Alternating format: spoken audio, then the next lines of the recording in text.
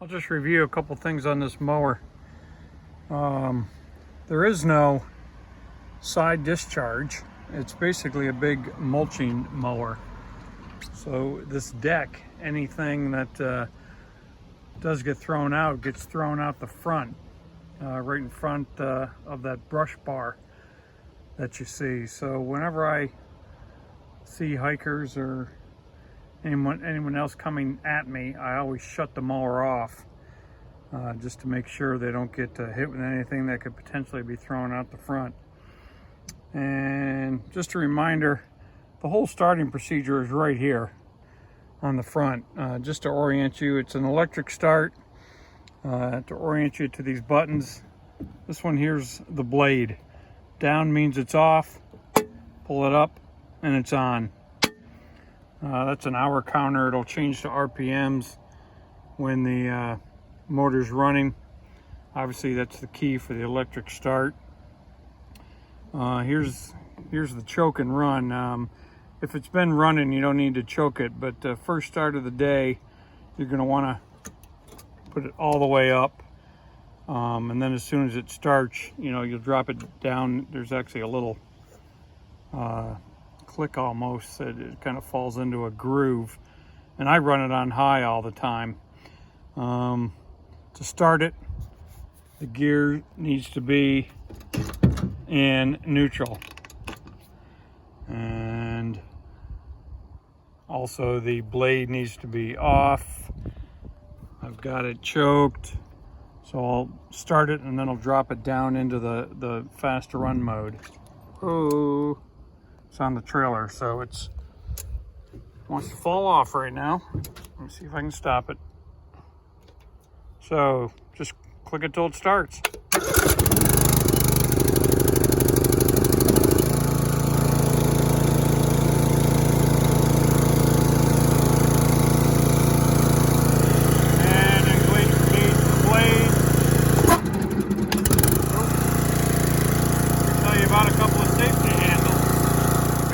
When I tried to engage the blade, the engine shut off. That was because there's a couple handles on this thing.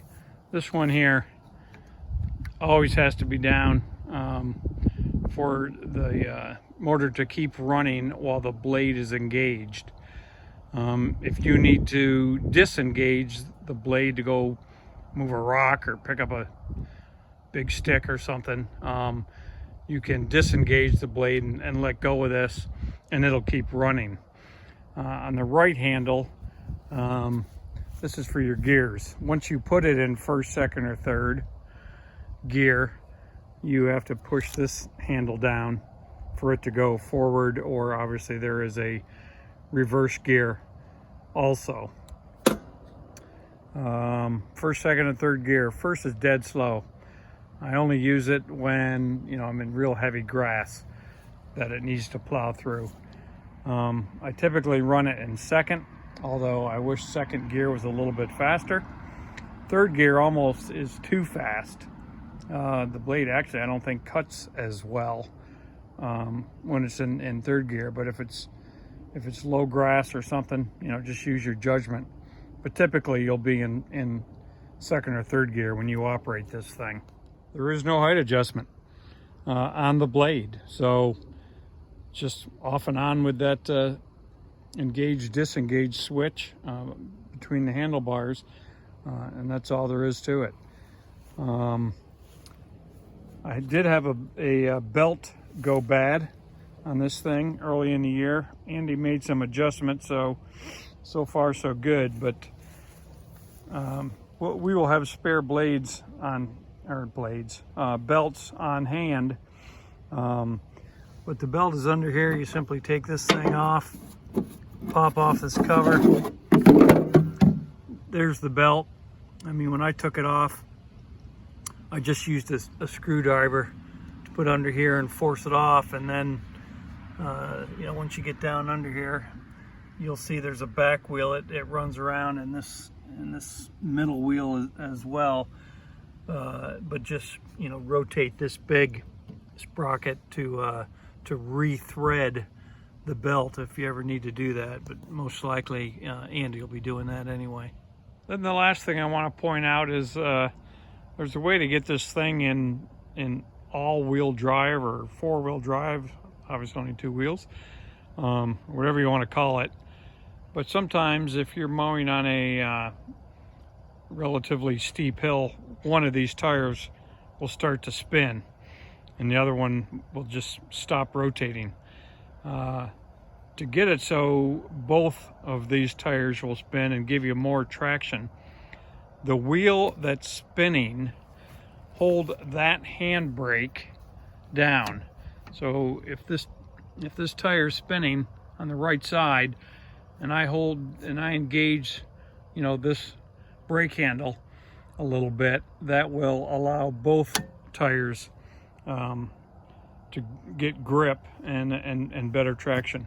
Obviously, same thing on the left side. Left tire spins, engage the left hand brake.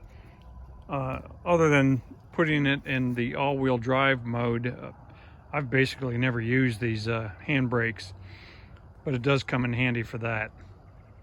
And a final thing, wear gloves when you operate this thing. Even going through farmers' fields, you know, if you get close to crops, corn in particular, and a lot of sections of the trail, you'll be very close to a tree line or a line of bushes, often which have prickers. I've cut myself a number of times because you are close to those side prickers and bushes and all. So if you wear gloves, it'll save your blood supply. And when you are done your section, there's going to be a paint scraper in the little storage box that's mounted on the trailer. The storage box is going to have the registration for the trailer, tie-down straps, the key to the lock of the trailer spare tire, and a paint scraper. But especially if it's been wet, because this thing is a mulcher, it tends to get gunked up underneath there. So all I do is grab this brush bar and just lift it straight up, and the mower will sit back on the handlebars, giving you easy access to the underneath. So you can just scrape that crap out of there.